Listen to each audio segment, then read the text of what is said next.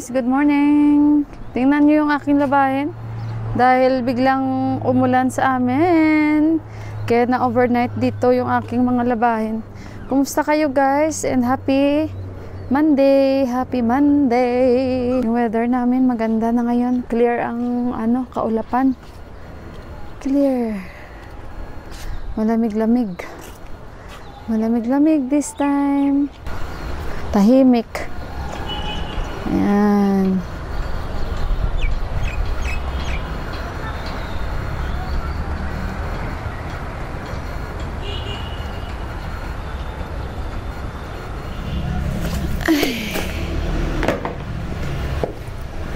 As usual sa ating mga hagdan, dahil yung alikabok ay grabe.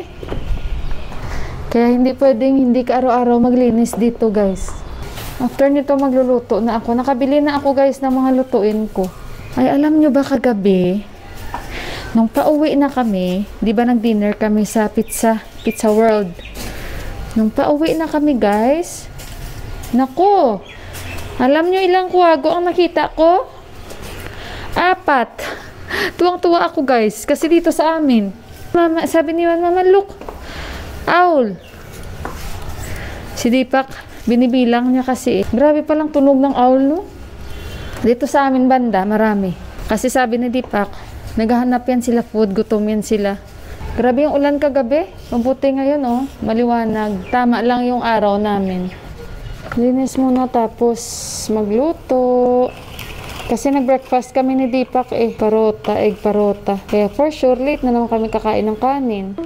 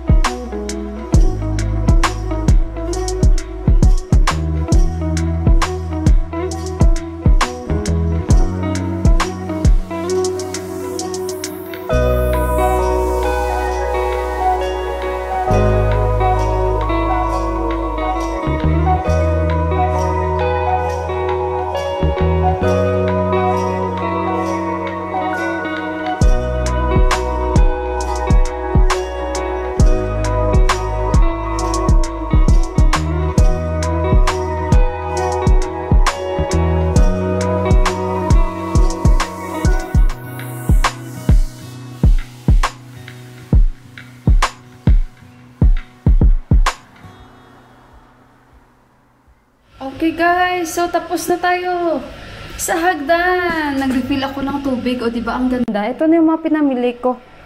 O yun. Bumili ako nito. Tingnan nyo guys, parang may sibuyas na nakasama. Sibuyas dahon.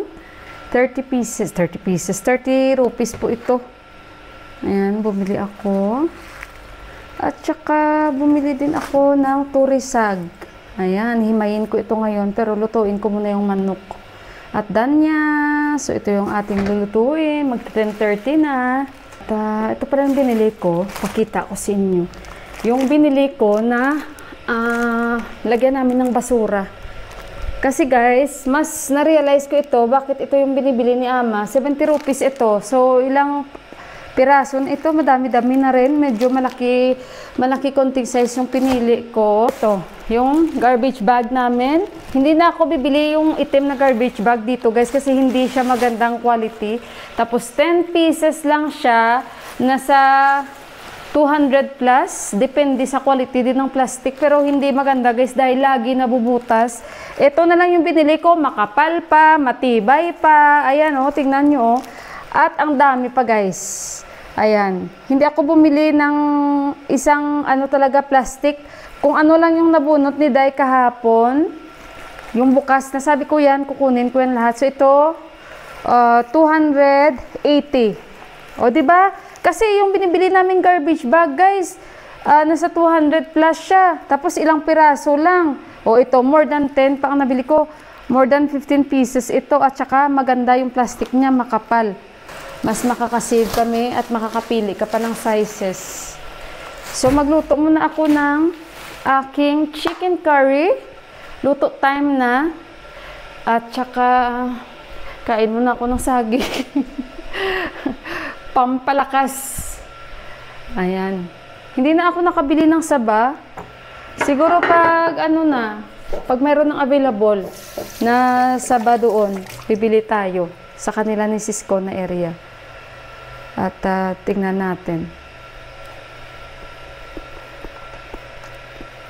May prutas pa ako sa ref, papaya at watermelon. Guys, galing ako sa labas kasi nga, naghanap ako ng asin. Ilang beses ko na guys, imagine yung nag-grocery na ako, nasa isip ko na yon. May mga pinamili na ako, nakakalimutan ko. So, pumunta na ako dito, sa kanila ni Didi lahat, wala silang mga asin. So, ang sabi nila, mamayang gabi daw balik ako kasi may asin. Alam niyo guys, yung papa ko, pag malaman niya yan na wala kaming asin sa bahay, magagalit. Nakakalimutan ko lagi. Nasa isip ko na yan, bili ng asin, bili ng asin. Ay, hindi. Nakakalimutan ko, guys. At saka, mayroon akong sasabihin sa inyo. Alam niyo yung mga Christian dito sa amin. Iba yan sila na Christian, guys. Parang, hindi ko alam. Basta, parang buhay yung sinasamba nila niyan. Hindi ko alam, basta iba. Ilang beses na ako nakaka-encounter. Kahit ako, naiirita ako, guys. Kasi ngayon, parang tinrap nila ako. Papasok ako dito, dalawa sila. Napagitnaan nila ako. Sabi nila sa akin, Didi, sabi niya saglit lang, 5 minutes. Alam ko na yan guys, na sila yan, ang mga yan. Kasi, nung last 3 times ako guys, no? Diyan sila lagi nag-aabang kung saan ako lumiliko. So, parang today, nairita ako. Kasi, para pa silang namimilit, minsan may nakasunod na sa akin, Didi, gumagano na sa akin. Guys, grabe itong nito, na klase ng relihiyon na ito. Ayoko nang ganun. Kaya agad ako nagsasabi, no. Nung last, ganun din. Sinusundan din nila ako, dalawa sila. Ngayon, ito, iba na naman. Tapos, nung the last 3 days, 3 beses, dyan din, nakatayo, 2 babae. Alam nila guys, pati bahay ko dito, alam nila yan noon.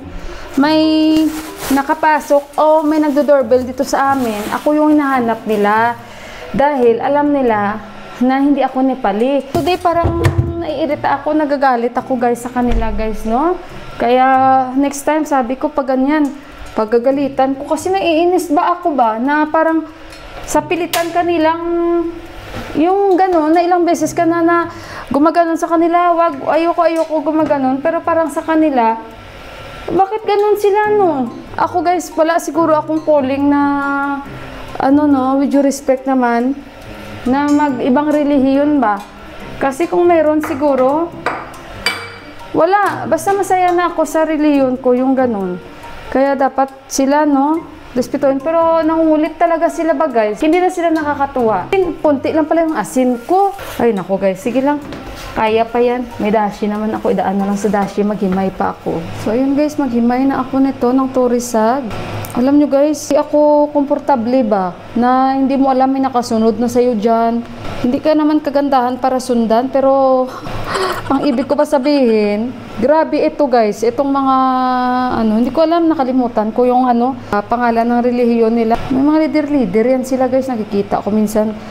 Pag bumaba yan sila. Kasi nasa puso mo naman yun eh. Pero gaba lang ba? Grabe sila ng tao.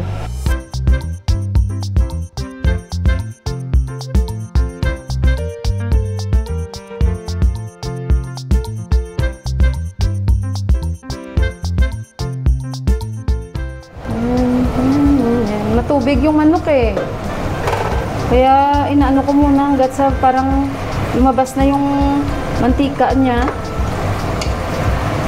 Tsaka maglalagay ako ng masala.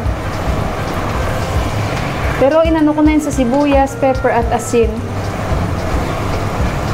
Ayan, may laurel ako na nilagay. Paanuin lang natin hanggat sa parang yung mantika niya lalabas ba. Chicken curry ko yan guys. May sabaw.